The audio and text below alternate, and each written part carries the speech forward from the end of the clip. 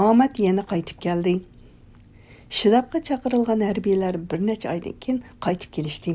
Ularning ilgirgidek surlik yurish-turishlari va qo'pol muomalari o'zgarganda qiladi. Xalq bo'lsa, Limbiya o'lgandan keyin cho'ng ishlarda o'zgarish bo'lyotidi, bu shuning alomati deyishdi.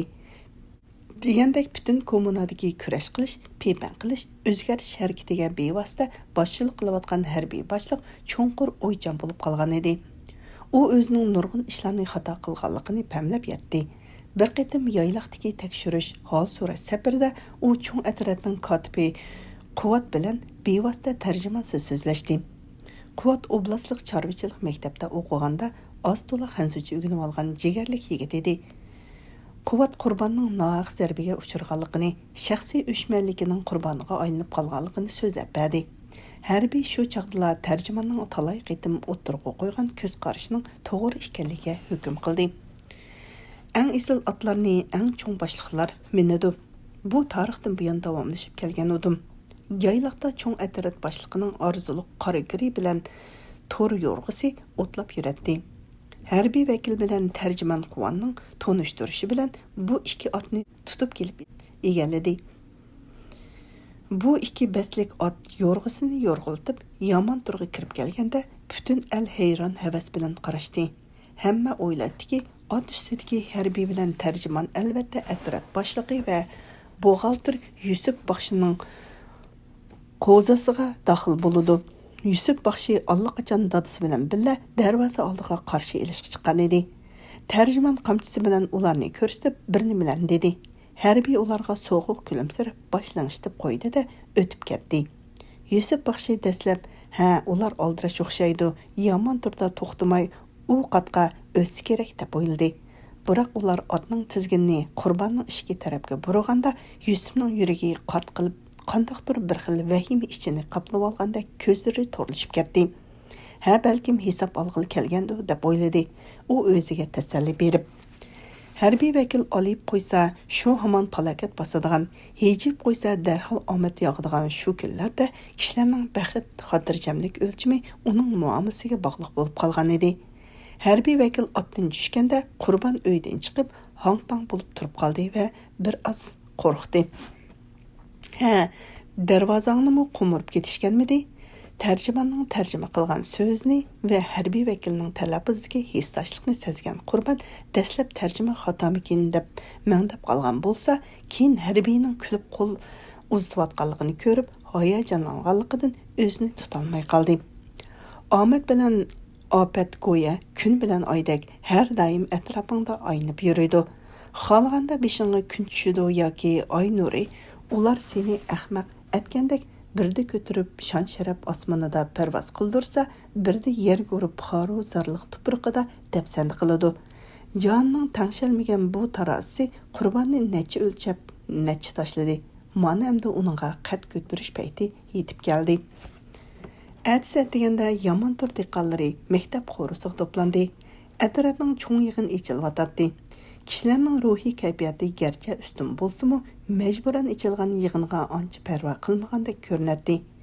Yig'in sahnasi bo'lgan ikki ustal qo'yilgan o'rinda ommaga qarab o'tirgan harbiy vakil, tarjimon, atrat boshlig'i va boshqalar qandaqdir bir maxfiyatlikni hiyla oshkorlaydigandek sirli qiyofatda o'tirishgan bo'lsa-mu, ammo yig'in ishtirokchilari bugun qurbonning nomini asliga keltirilganligini, uning barliq ziyonlari to'lab berilganligi e'lon qilinganligidan allaqachon xabar tepib bo'lgan edi. Harbiy vakil kommuna harbiy idora qilish guruhining qarorini Yusufning o'ziga o'qitdi. U duduqlab turib, qurbon bir qism sinfiy dushmanlarning ziyonkashligiga uchrab, nohaq buzuq unsur qilib qo'yilgan deb o'qiganda anglab o'ltirganlar taqdirning bu kulkilik komediyasini qangacha huzurlanib kulishdi. Yusuf Baxshi yerga kirib ketgidek darajada izo nomus ichida qo'rqimsirab, heli harbiy vakilga talmirib qarasa, heli bechorlarcha dugdib o'ltirganlar ichidan xayrxallik iznasi bor ko'zlarini izlashga tirishadi. Biroq uning izdigini hech ko'rinmaydi. Harbiy vakil atratda qoldiq masalalarni bir taraf qilish rahbarlik korpusi qurilganligini, qurbonning guruhi boshlig'i va atrat boshliqligini o'z ustiga oldiganligini e'lon qilganda, bir mahal tinib turib qolgan ko'pchilik bo'lib atgan ishlarning haqiqat tavasida ekanligiga jazm qildi. Guldiras olqishi angratdi. Talay vaqt bo'zak bo'lib yurgan nimjon ko'ngillar yayrab ketdi. Oxirida qurbonga so'z berildi. U necha kundan beri o'ziga hamroh bo'layotgan shodliqlar ichida hayajonlanib, nima qilarini bilolmay qolgan bo'lsa, endi tamkinlik bilan atrofdan iborat bu horvini so'raydigan ich otning tizginini qo'lga elishga qattiq bel bog'lagan edi. Qarindoshlar, u cho'nqur nafas elib so'zni boshladi. Bir talay vaqtdan beri ko'nglimiz azar edi, qornimiz to'ymadi, kuchimiz illimadi. Darvaqa biz kutgan umidli kunlar yetib keldigandek, oq-qora haq-nahaq oydinlashadigandak turadi. Hukumat va xalq menga ishnib, adratni topshirgan ekan, men har qaysinglarni yetaklab beyish yo'liga qarab chamdayman. O'tganlarga salovat, endi inoq ijil o'tayli. Bir necha kundan keyin qurbonning oilasida rahbarlik guruhisidagilar jiddiy yig'in ochdi. Ruhiy ko'tarilib xo'jayinlik g'ururi bilan hozirlanayotgan qurbon saqal burutlarini qirib, yangi ko'nglak kiyib olgan edi. U qo'liga qizil do'ppisni ilib, jiyikidan tutib olib, aylantirg'ach, ko'pchilikning so'ziga diqqat bilan quloq soldi. "Og'inlar, bo'ldi qilinglar", deb so'z boshladi u keskin ohangda. "Xalqimizda ishdan qo'rqqan go'day emas" degan maqol bor. Sizlar degandek, heli undaq, heli bundaq siyosat belgileme deganlarga esilib olsak, otam aytgan boyiqi degandek yanla eski tugmanni peqiraymiz xolos. O'tgan kunlarga nazar solayli. Siyosat piyasat deganni kallanglardan chiqarib etinglar. Biz dehqon chorvachilik siyosati yer terish, mol beqish, o'sinning o'zi siyosatning o'zi. Meningcha mundaq qilayli. Qurbonning 5 yo'ldagi dastlabki izlanishi ana shundoq boshlandi. Ikkinchi qism. Nahiyadagi maxfiy yig'in. Madaniyat zo'r inqilobining qalaymiqanchiqlari asosan oyoqlashib, Limbiya vaqasi yuz bergandan keyin nahiyada 3 daraja harbiy idora qilish nomida huquq yurgizayotgan harbiylar Kunasdagi diviziya qo'mondonlik shtabiga chaqirtildi. Nahiyaning ommaviy tashkilotlar, jumladan kambag'al, Tuvan o'tira dehqonlar komiteti, isyanchilar komiteti va qo'g'dug'ichilar birlashmasi degandek tashkilot boshliqlaridan tarkib topgan 9 tara nahiyalik inqilobiy komitet palash olg'a tushib qoldi. Chunki amaliy huquq yurgizuvchilar, buyruq berguvchilar harbiylar edi. Oradan 15 kun o'tganda Kunasdan polik darajalik 5-6 nafar harbiy amaldor askarlarni boshlab 9 tara nahiyaga qaytib keldi. Limbiya vaqasidan ko'p o'tmay, nahiyaning barliq ishlarini jangalga ilib olgan 4 nafar polik darajalik ofitserlar tuyuqsiz qo'lga ilingan va buning sababi xalqdan maxfiy tutilgan edi. Yangi kelgan harbiy amaldorlar kelibla nahiyalik parkomning koni binosida g'ayri rasmiy, eng to'g'risi maxfiy yig'in chaqirdi. Yig'indan 2 kun ilgari nahiyaning hokimi hisoblanadigan Uyg'ur amaldor oblastga chorvaga mas'ul muavin hokim qozoq amaldori taqqa, suv ishlariga mas'ul muavin hokim o'stan qurilishiga, hatto muavin bosh kotib Uyg'ur ziyolisi Urumchiga kursga avatildi. Yig'in boshlanganda Kunasdan kelgan polik darajalik amaldorlar harbiychi kiyimini selib etib, puxrachi kiyingan holda parkom yig'in ishxonasiga kirib keldi.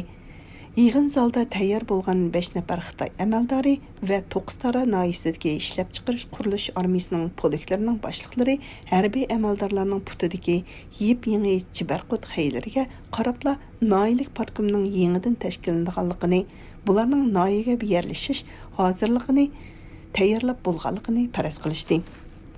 Polik komandiri Li askarlarga xos qo'pol, ammo mag'rur qiyofatda so'zni boshladi. Yurtdoshlar, bugun biz tasodifiy bir yig'in echishga majbur bo'ldik. Ishlab chiqarishga mas'ul bir necha kadr tuvanga tushib ketdi. Oblastga ketdi. Shunglashqa bugungi yig'inimiz ham noiti maxfiy, ham alohida muhim hisoblandi. Markaziy komitetning maxfiy yo'l yo'riqlari, Markaziy harbiy komitetning jiddiy o'rlashtirishi, Jo'nlay Zonglining osonliq millat rayonlaridagi siyosiy strategiyasiga asosan hokimiyat boshqarish jihatda cho'ng o'zgarishlar bo'ldi. U jiddiy qiyofatini o'zgartmay, qo'ldagi qizil boshliq hujjatlardan beshini ko'tarmasdan Jumhuriyatning Birlashgan Davlatlar Tashkilotiga a'zo bo'lish uchun xalqaro nizomnomalarga masalda avtonomiya siyosatini asta-asta asliga keltirganligi, Arab əllərinin himayəsini qolğa keltirish maqsadida yerlik xalqlarning diniy faoliyatlarga cheklik yo'l qo'ydiganligi, Nailik hökumət xalq qurultayı, siyasi kengash qatarlıqlarını əsliga keltirdiganligi, axırda hakimiyyət başqurish tuzilmasini Kompartiyaning qo'lida ching tutish uchun Nailik partkomining qayta tashkillanganligini qatarliqlarni alohida ta'kidladi. U yana mundaq dedi: Bizning asosiy vazifamiz huquq organlarini noiya, kommuna, cho'ng atrofdan iborat 3 darajalik huquqni qo'limizda ching tutish. Dövlətni açlıq, çarva məqsədləri bilan təminləş. Növbətdəki ciddi xidmətimiz bütün avtonom rayon dairəsində Şinjanı vətənimizni qoynadan ayırıb müstəqil dövlət quruş məqsədində məxfi təşkillənən Şərqi Türkistan Xalq Partiyası deyə atalğan Əsil İnqilabi Təşkilatının nahiyemizdəki şöbə təşkilatını bitcət qilish, onun başlıqlarını, əzalarını qezib çıxıb zərbə veriş. Unutmaslıqlarınlar kerak ki, bu təşkilatның rəhbərlik qatlamında Şərqi Türkistan Cumhuriyetini qurğan, hazırki avtonom rayonda yuqori əməl tutuyatqanlar, xalq içində nopuzluq dinni ölümanlar, ziyallar var. Nahiyimiz ularning chegara rayonidagi oldingi sepi birga qarshi turib 3ni tanqid qilish harakati davomida armiyasi va ishlab chiqarish qurilish armiyasidagi jangchilarimiz cho'ng shaharlarda tuyuqsiz zarba berib, tashkilotning asosliq amaldorlarini tutib so'lgan bo'lsa-mu, asosiy qatlamlarda bu tashkilot texicha faoliyatini to'xtatgani yo'q. U oxirida partkom qurish, partiyalik amaldorlarning sonini ko'paytirish, asosiy qatlamlarda harbiy idora qilishni yanada kuchaytirib, ochliq va chorvaning uch qoldirish vazifasini to'liq o'rinlab, ko'proq ochliq yig'ib olish, barliq cho'ng atroflarda Xitoy kichik atroflarni qurish orqali ko'plab ko'chman yerlashtirish degandek konkret vazifalarni uqtirdi.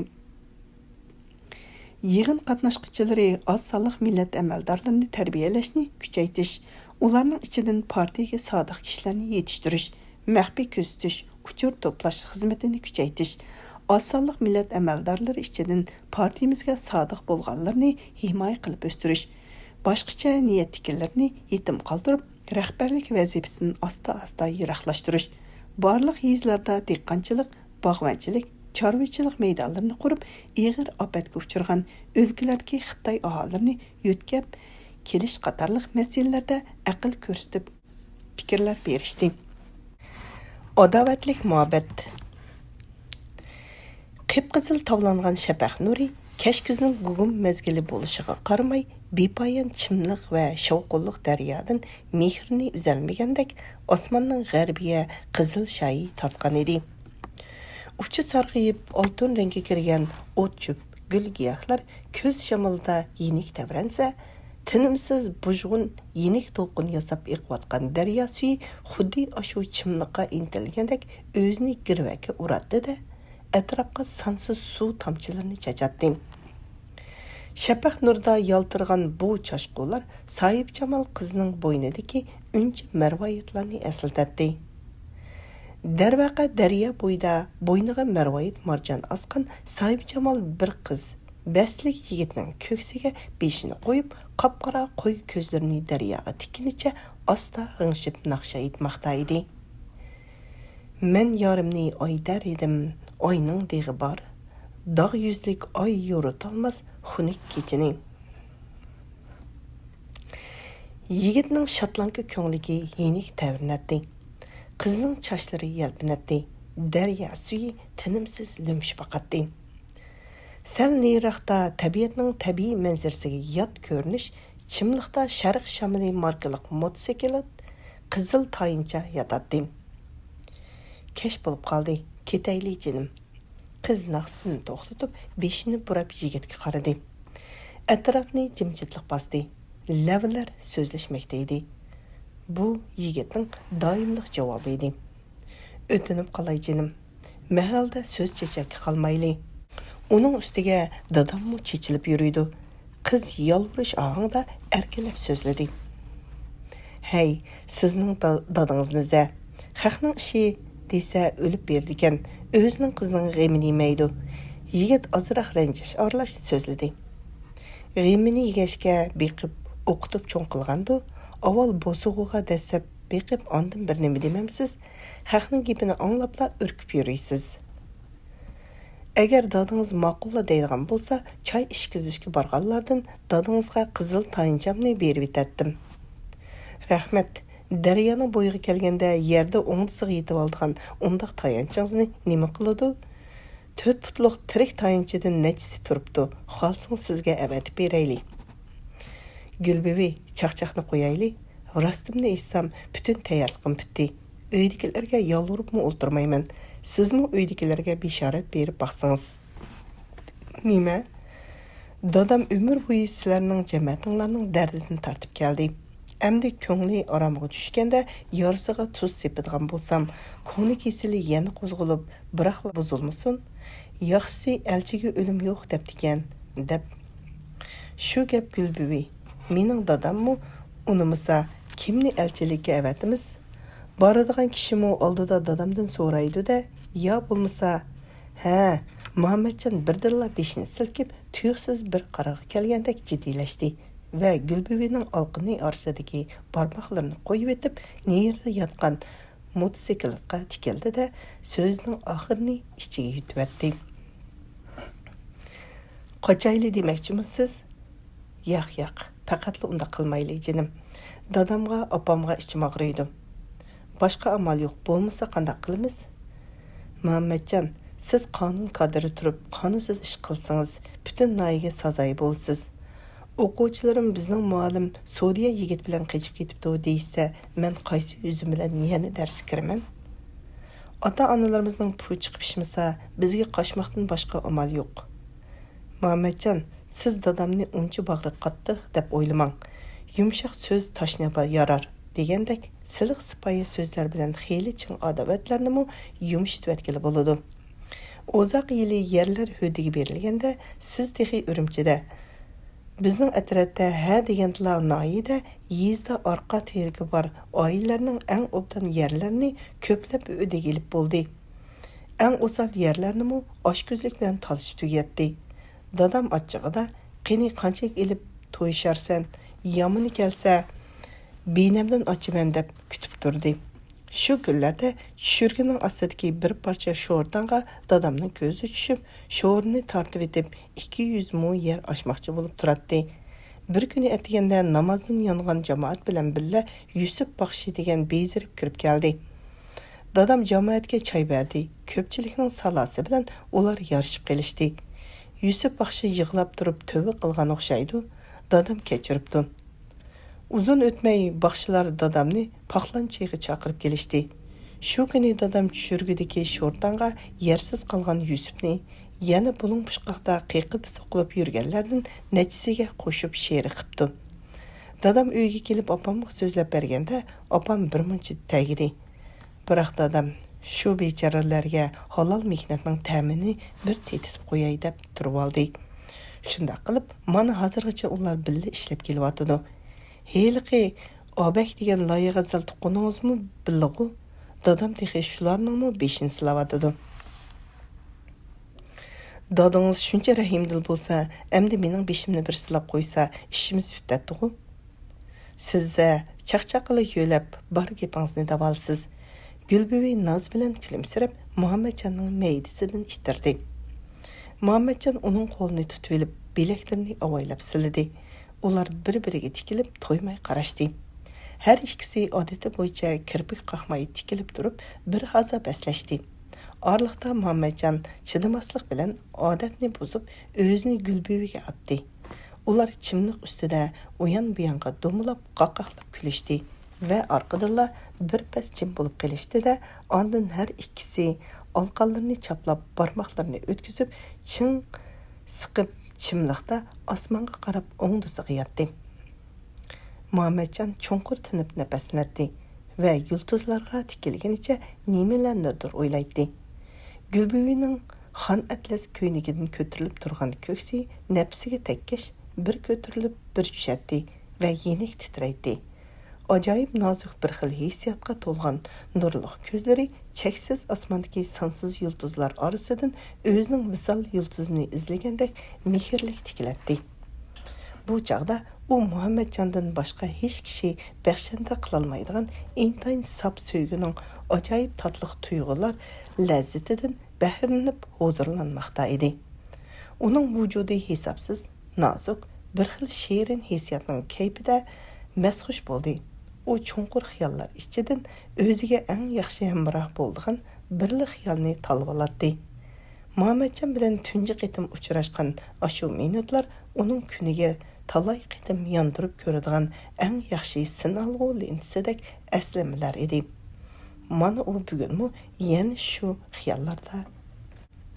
Sahra qizlari uchun bir qitim shahar ko'rmak hisobsiz baxt bilan tang edi. Talay dehqonlar bo'lsa qizlarini shahar tugul yezidagi yakshanbalik bozorlarga yot ko'zlardan qo'rib avatishmaydi. Gulbuvi O'zaq yili oblast bo'yicha minavar o'qituvchi bo'lib baholanib, materiali Urumchiga tanlashga avatilgan edi.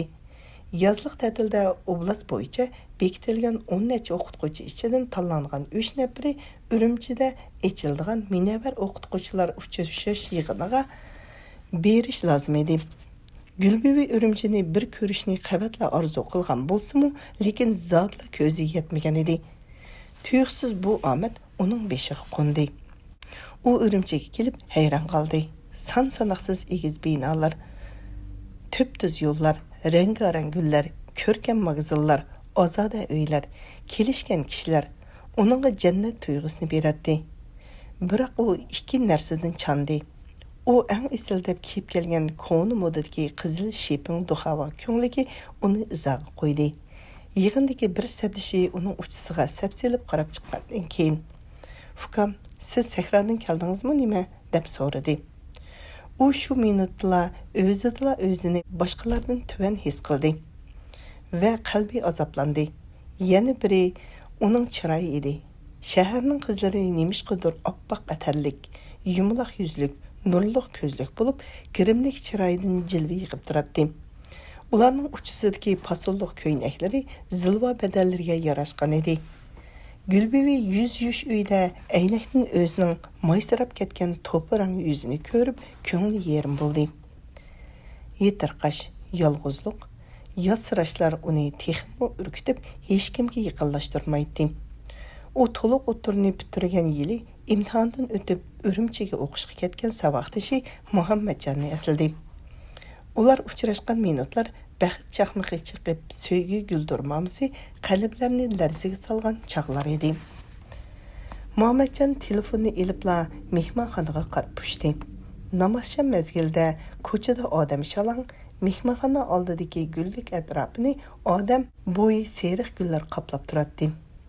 Gullik ichida yolg'iz Gulbuvi taqozolik bilan atrofga qarab talmirib turadi. U Muhammadjonning qaysi ko'cha tarafdan kelganligini bilmaydi. Nemishqidir yuragi to'pildab, vujudi hayajondan titrashga boshlagan edi. Ana, yoqqa yurtdagi birdan-bir tanho yurtishi Muhammadjon o'qdek uchib keldi. Uning ko'zida shodlik jilvasi, xushallik yeshi paqraydi. Yurtidan ayrilib tunji qitim uchirgan yurtishi, yana kelib savoqdishi, qiz savoqdishi, u butun el yurt, mahalla, do'st, ota-ona seg'inishlarni mujassamlab, g'ulchini kerganicha itilib kirib Gulbuvini qo'yniga oldi. Gulbuvi dastlab go'yo otasi, onasi yoki akasiga esilgandek issiq sezim bilan Muhammadjonning bo'yniga gira silib esildi. Orqadilla o'zimi sezmay ho'ngrab yig'lab ketdi. Muhammadjonmi yig'ladi. Bir hazardan keyin har ikkisi o'z qalbida bir xil illiq sezimni his qilishdi. Bir-biriga tikilib qarashdi. Xuddi o'smir chog'larida qini kim kirpik qiqib buzvidadikin deb paslashib o'ynagandek bir-biriga kirpik qaqmay uzoq qarab turishdi. Gulbuvi o'zining bel va mursini chin qamallab tutib turgan issiq qo'llardan ajoyib kuchli bir yo'lanchukini his qildi. Tikilib turgan ko'zlardan bo'lsa, o'zining baxtini ko'rgandek bo'ldi. U birdilla simabdek erib ketdi va o'zini Muhammadjonning qo'yniga texmi chin otdi. Gulbuvi nima o'ylayapsiz? Urumchidagi gullikni. Ular yana bir pas nafslari qisilg'icha so'yishdi. Daryo suyu tinimsiz shildirlab, oy va yulduzlarning sho'lisini sundirib kumush rang nurlarni chaqnatmoqda edi. Ah yoshliq, ah muhabbat, ah sevgi. Lavlar tevizsiz sirdoshganda dunyo, mavjudiyat va ong hammasi unutiladi. İnsan haqiqiy baxt tuyg'usida uxlaydi. Bu shirin paytda ota nima, adovat nima, do'st nima, boylik nima, hammasi bir tiyin. Lavlar shirin muhabbat tuyg'usida hammani dafn qiladi.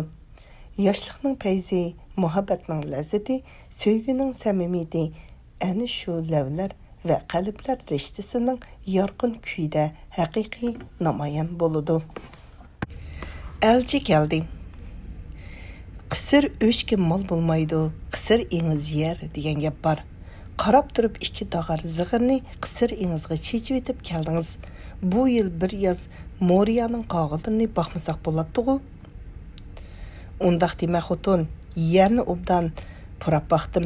Ko'zim yetdiki, Xudo buyursa kuzda 20 tog'ar zig'irni ambaringga yo'layman. Yerga bir növbət, ərga bir növbət depdikin. Qini kuzda çocuğunuzni sanab bir nima dermiz? Qurban kang beshayboylik o'ylisinin azada supisiga selingan qari tekimetning ustidagi ko'rpisida mamuq yostiqqa yonpashlab o'ltirib, xotini bilan paranglashib, atiyalik choy ichib o'tirdi. Qurban ig'ilning sirtidagi qo'ziqqa bog'lab qo'ygan to'r otning turqidan ko'zni uzmay qarab tomosha qilg'ach choy o'tlayotdi. To'r ot tuyuqsiz quloqlarini din qilib shap sizilgan tarafga beshini burab qarab qo'ydi. Qurban yiroqdan mahalla ichiga kelayotgan Dishluning qo'ng'iroq ovozini zang silib anglab ilg'i qildi. Angladingmi xotin? Mahallaga Dishlu kiryotdi. Nahiyadagi yezliq bozorning otlarining qo'ng'iriqida qiladi. Shuningga qaraganda Harvadikilar bomdod namozidan yenibla yo'lga chiqib attiganlik nashtaga bizning yama turni qari ko'rganlarda qiladi. Yiroqdan Harvakashning otlarini oslatgan ovozi, otlarning qadamini suslatgan tevishi anglandi. Qurban oldirab o'rnidan turdi va xotiniga: "Bo'l xotin, qaymaqingni rasla. Ko'nglim bir nimani tuyg'anda qilyotdi. Mehmon cho'qim bizningga kelyotdi" dedi va eshik tarafga qarab mangdi. Zaynabivi: "Shu oqshomqi sinchayda sirkayga liqli shamu to'lib optikan. Nima degan ko'p mehmon bu devedim" deb chaqchaq qildi va oldirab chini qacha dasturxonlarni yig'ishtirdi. Degandek Dishlu harva darvozaning uddiga kelib to'xtadi. Qurban harvada o'ltirgan yezliq bozor masjidining imomi, ma'zinni, bozor mahallining mo'tvarlari va Mutallibning ikki tog'isini yiroq tilla to'nidi. "Assalomu alaykum jamoat." Qurban tez minib ularning oldiga bordi va imomni yo'lab tushirdi. "Va alaykum assalom Qurbonaxon, tinchlikmi?" Salomni ilik olgan imom qo'l elishib ko'rishgandan keyin uddil uyiga qarab mangdi. Boshqalarmi salomdan keyin agashdi. Mehmonlar cho'ng uyga kirib, to'rdagi gilam ustida salobatiga qarab, rad bilan yukinib o'tirishib olgandan keyin tep-tinish bo'lishdi. Jimliqni saqli ko'ksiga tushgan mo'ysibit imomning zil va jarangliq qiroat ovozi buzdi. Hamma ingishib yerga qarag'ancha qo'llarini tizig'i suzib, mungli qiyofatga cho'kdi. Qurban o'qilayotgan oyatning qiyosan mazmundan bu kishilarning elchilikka kelganligini taxmin qildi va kollasiga darhol kimning o'g'lidan kelgandi degan savol kashdi. Mutallibning ikki tog'isi bilan demak, Qurban tez fikr qilib mo'ljaladi va o'z hukmining to'g'riliqini isbotlamoqchi bo'lgandek yer tegidan Mutallibning ikki tog'isiga qaradi. O'z navbatida Savixaning tomirni tutib beqish niyatida nazar tashlagan bu ikki kishining ko'zi Qurbanning ko'zi bilan uchrashdi. Masala aniq bo'ldi. Uzun yillar adovat tufaylidan bu oilalar butun urug' tuqqanlari ora berish kelish qilishmagan, qiz elib qiz berishmagan edi. Holbuki udumni buzib kelgan bu kishilarning maqsadi so'zimizmi ochiq bo'ldi. Qurban duodan keyin dasturxon rastlashga chiqdi va oy xiyalini Zeynep öge dedi de çay tayarladı. Mehmanlar söhbət küçüşdü. Yamatur məscid cemaatinin hal əhvali, diqqanlarının terilğisi, yaşlarının namazga kirməydiğanlığı, bəzilərinin haraq içib yürgənlikidək cemaat sorunlarında moda bolup qalğan bir talay gəplərdən keyin imam söz açdı. Xoş, Qurvanaxun, elçilikə gəldik. Gipini kesip eytib, məsilini biraqla oturğa qoyğundan pəxirlənген imam ətrafdakilərə qaradı. Xoş, şundaq, Həmmimiz pərzənd beqib çoğ qılımız, pərizni ada qılımız, Xudoyim ballarga bəxt ata qıp diken. Qurban dəsləb nemi deyişini biləlməy, sözləyənlərinin həmmisiga sual nəzir bilən tikilib qarab çıxdı. Keyin qapqını türüb ciddi tələpizdə. Təqsirlər, elçiga ölüm yo'q deb diken. Hər qaysılarga rəhmət. Mening qizim o'qituvchi, 4 adam orqasidan so'zlashib, beshini bog'lab qo'ydiganlardan emas. Muşu günde hükümet işideki ballar özleri pütüşüp bir nime deyişivadıdığı dedi. Qurvanaxun şeriyet bilen mağdığan sözünü qilishayli, nikah gayiptin bulur. Balının taqdirini beqip çoğ qılğan ata-anası belgeliş gerek. Məzin mulayim, lekin zəhərli qılıb sözledi. Qurban onun sözünü bilvetdi. Təqsir, Məzinaxunum, şeriyet mi öz yolu bilen mağdı. Hükümetning mu nikah kanunu var. Unutib qalmayli. Eğer ballar pütüşüp çıkışıp qalgan bolsa, hergiz fikrim yok. Kim boluşidan hatta Mütəlibning o'g'li bo'lishidan mu qat'iy nazar.